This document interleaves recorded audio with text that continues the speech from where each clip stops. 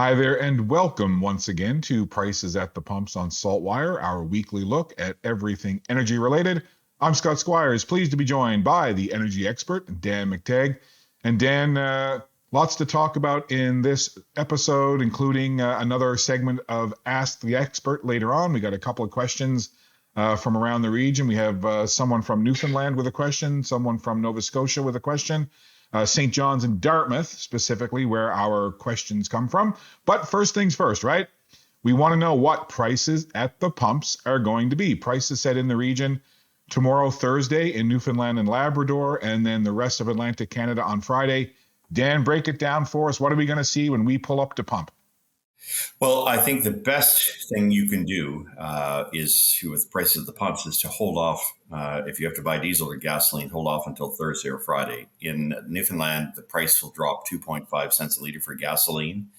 Diesel, I'm looking at a decrease of almost 4 cents a liter. So between the two of them, it makes a lot of sense just to hold off until Thursday. And of course, very similar decreases are going to happen in PEI, New Brunswick, and Nova Scotia. I'd say about 2.3 cents a liter decrease in the three provinces Friday, and about 3.7, maybe 3.8 cents a liter decrease for diesel. So all in all, we've been waiting for this week for energy prices to readjust. They've been on a bit of a slight increase over the past few weeks. They're now going to recede a little bit, but that could end, and this may be a bit of a short-term blip, if you will, where we do see prices drop a little bit before they start resuming their upward trek once again. We're still very much in the dead of summer. Yeah, we are indeed just past mid-July here. Dan, you and I talk all the time, right, on Prices at the Pumps about fundamentals and how kind of fundamentals are basically being ignored with traders and energy markets. As we see now, again, into the midst of summer where you kind of expect prices to maybe go up with conventional wisdom, what's causing this trend downward, at least for this week, from what you can see?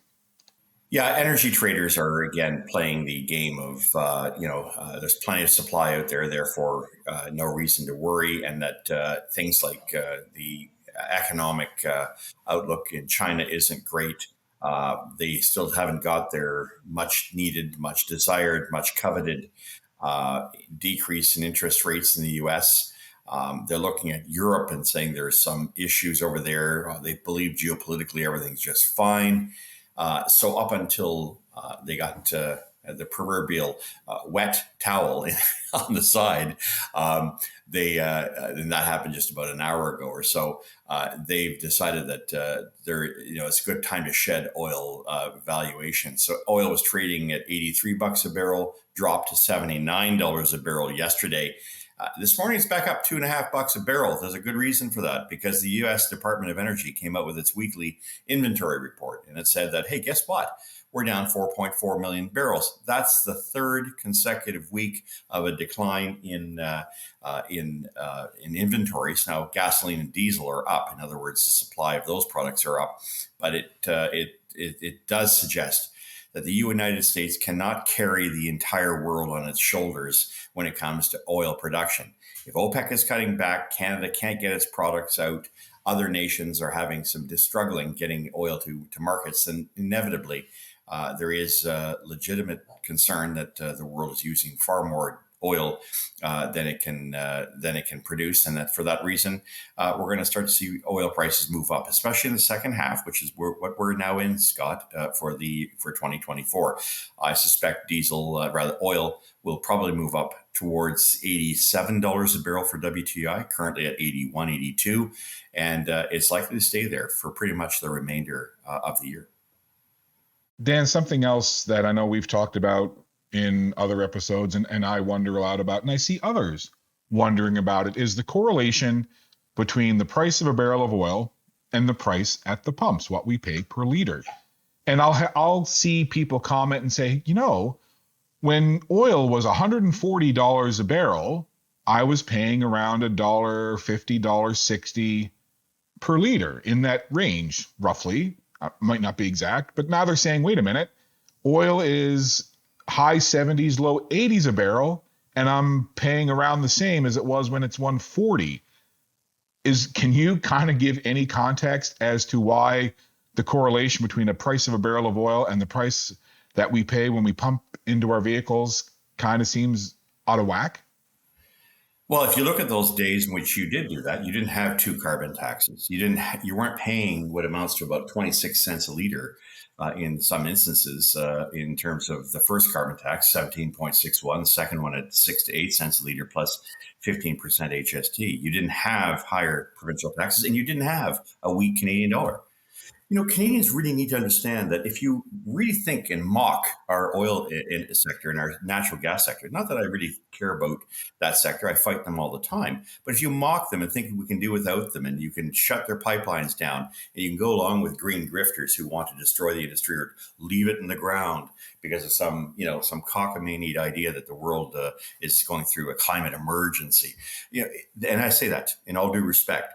If you believe that kind of stuff, then you're obviously going to believe that the Canadian dollar, has no impact. It takes 137 pennies to buy a US dollar. That adds another 27 to 28 cents a liter to the price of fuel. So between carbon taxes, which you voted for, and a weak Canadian dollar, the result of a government that has a spending problem and for which has attacked our number one sector, not just the manufacturing sector, but also the mining sector, but also, of course, the oil and gas and energy sector.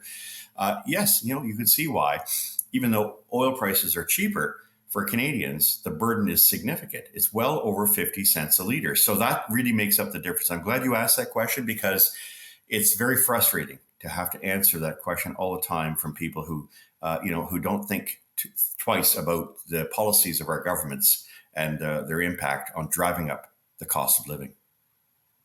So, Dan, I'll ask a follow up, which is, going back to your time as an MP in the House of Commons, is there something that you would propose to maybe close the gap between the price of a barrel of oil and what we're paying at the pumps to make it maybe correlate a little more?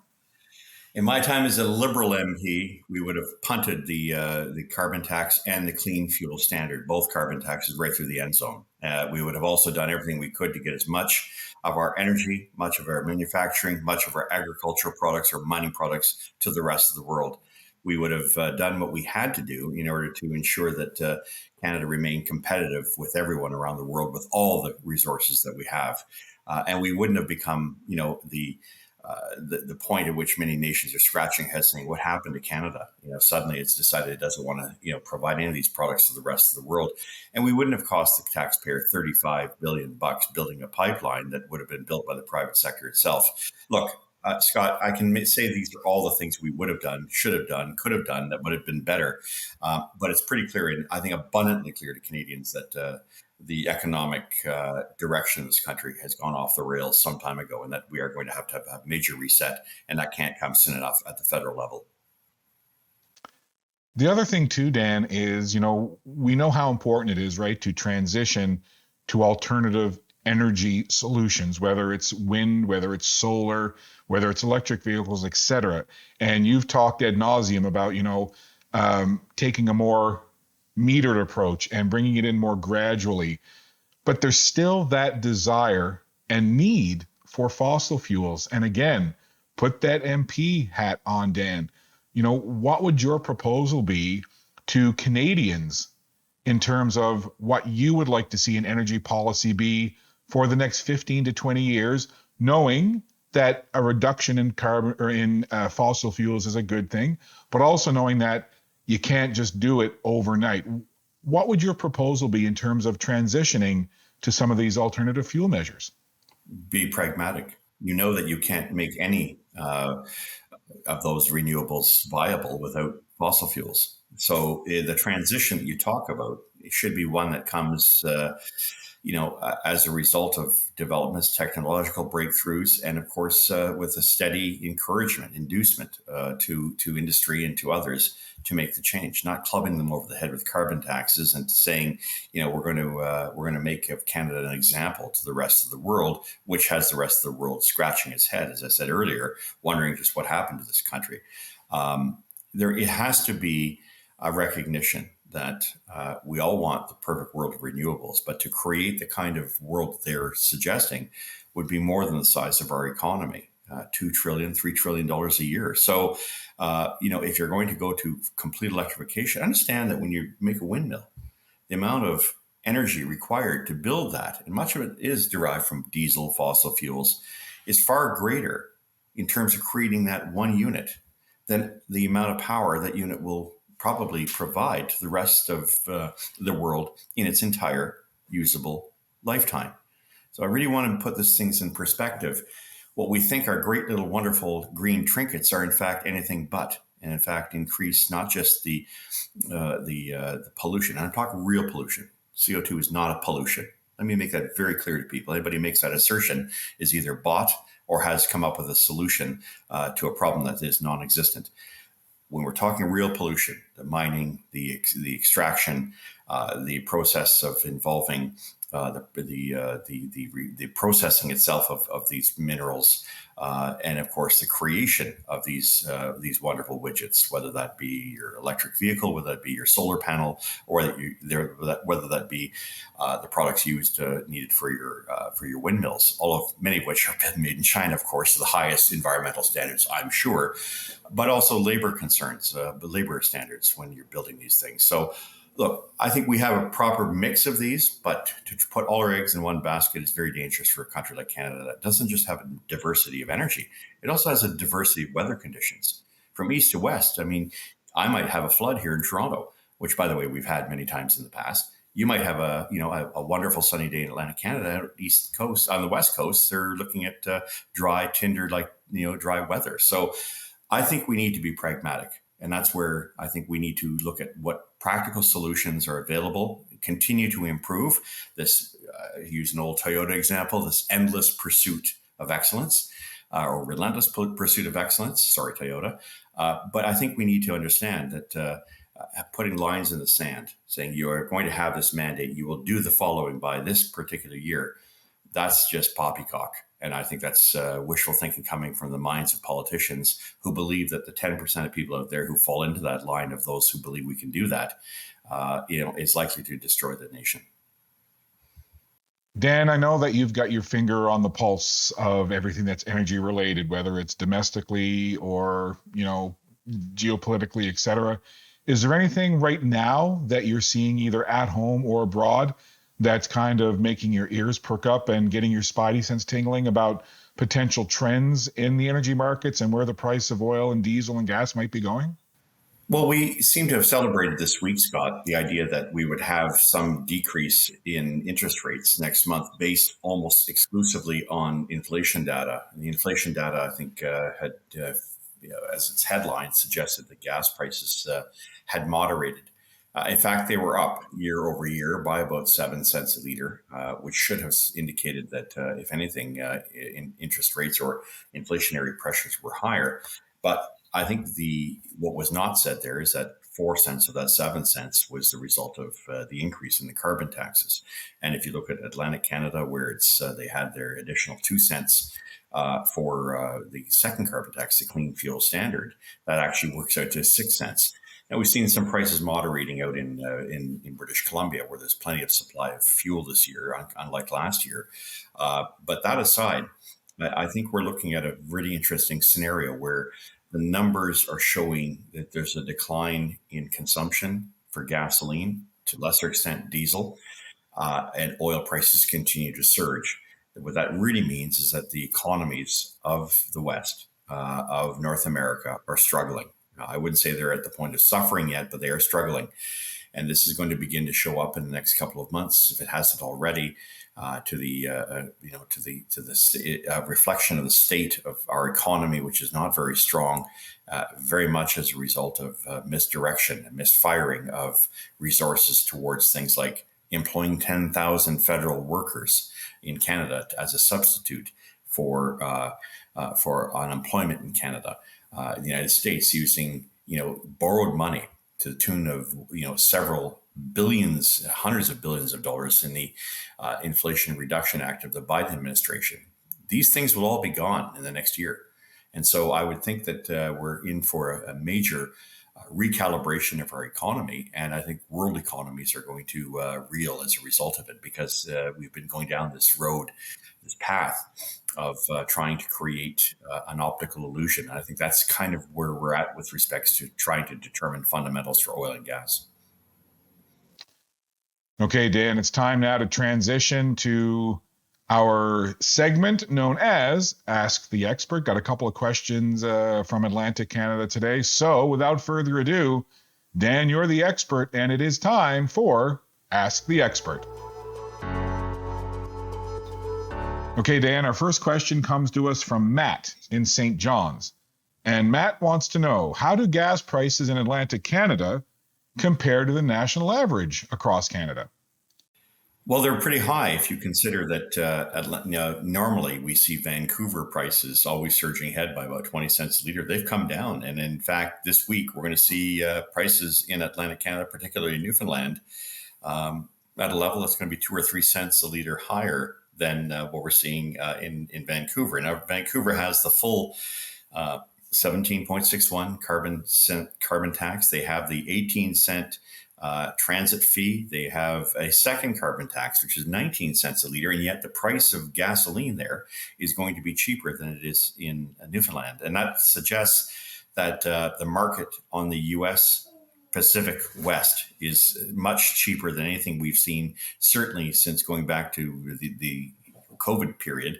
And in Eastern Canada, because of course, all of our pricing is based on what happens in the New York market, prices are pretty tight. They remain tight because of not just taxes, but also the product itself. If you're on a wholesale basis, if we're still looking at a scenario where gasoline prices are, in the vicinity of $2.50 a gallon on the U.S. market for New York, and if I go to Pacific Northwest, they're only $2.20 a gallon, that something is amiss here on the East Coast. So that's really why we've seen prices here in Atlantic Canada move far ahead of what they are, and it's almost unprecedented to what they are in the Western Coast. Thanks to Matt in St. John's for that question. And our second question comes from Amy in Dartmouth. And Amy asks, why is there a significant difference in the price in different types of fuel, whether it's regular, premium, diesel, et cetera? Why do we see those big fluctuations in price? So, regular unleaded might be $1.74 and the premium is $1.89. Diesel is a whole other price. Without getting into too much detail, Dan, but Amy wants to know why is that big difference in prices between the different grades of fuel and diesel? Well, Amy asks a very good question, because they're not related necessarily. Yes, they come from oil, but it's how they're used. In the case of gasoline, you have premium, which of course has a lot more alkylates in it. That might explain the 19-cent difference that we see on markets, which often translates into a 26 or 28-cent difference, depending where you are across Canada. But there's no doubt that the cost of producing premium gasoline is far more expensive than regular gasoline. As for diesel, it really depends on the markets. Diesel isn't just used for trucks. It's also used for marine operations. It's used for heating during colder months. It's also used for our fleet of jets, commercial transportation, which is of course on the upswing. So diesel is, if you will, truly the world's workhorse when it comes to fuel. And that really explains the difference. It's how, every barrel of oil begins the same, but it's split into various components, usable components for consumers at the end. And it really does depend usually on supply and demand, but it also depends, of course, on more recent additives that might be used. In the case of gasoline, as I mentioned, premium gasoline, usually in my neck of the woods, about 30 cents a liter more than regular. It's also where gas stations in non-regulated markets tend to make their money. All right, Dan, that takes care of Ask the Expert. We appreciate the questions from both Matt and Amy. Matt in St. John's, Amy in Dartmouth. And I would encourage you to, follow Dan, follow myself on social media, on X, and ask those questions. You just might get on Ask the Expert. Anyway, thanks for fielding those questions, Dan, and we'll wrap up with you here in a second. And while we love having you here with us each Wednesday on Prices at the Pumps on SaltWire, you're not always with us. So where else can people find you, connect with you, and get information from you? Affordableenergy.ca. And if you want to reach out to me, president at affordableenergy.ca. Of course, I'm always on X although I've taken a bit of a break this week, a little bit, not much.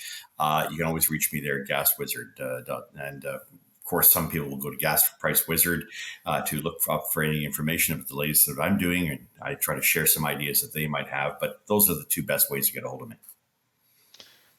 And I should ask before we let you go, seeing some of the images coming out of Toronto, the GTA and surrounding area of the torrential rain and the catastrophic flooding, how did you fare through all of that rain yesterday, Dan?